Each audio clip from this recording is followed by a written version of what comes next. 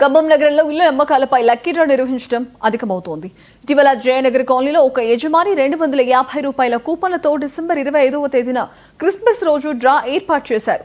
అయితే అందుకు అవసరమైన అనుమతులు తీసుకోలేదని స్థానికులు ఫిర్యాదు చేయడంతో ఖమ్మం అర్బన్ పోలీస్ స్టేషన్లో చీటింగ్ కేసు నమోదైంది. ఏదైనా లక్కీ డ్రా నిర్వహించాలంటే తప్పనిసరిగా అనుమతులు తీసుకోవాలని సిఐ భానుప్రకాష్ తెలిపారు. అనుమతులు లేకుండా డ్రా నిర్వహించిన వారిపై కేసులు నమోదు చేస్తామని హెచ్చరించారు. గౌరవ గ్రూప్ సభ్యులందరికీ నమస్కారం. ఈ ఇల్లు తూర్పు ఫేస్ అండి, మేడం గారు వాళ్ళ ఇల్లు. ఫేసింగ్ వచ్చేసి 27.5 ఫేసింగ్, 44 లోతు, 130 గజాల ఇల్లు. లక్కీ డ్రా ద్వారా ఇల్లు అమ్మకానికి పెట్టడం జరిగిందండి. వినూతంగా ఆలోచించి మేడం గారు చాలా మంచి ఆలోచన అండి. వినూతంగా ఆలోచించారు.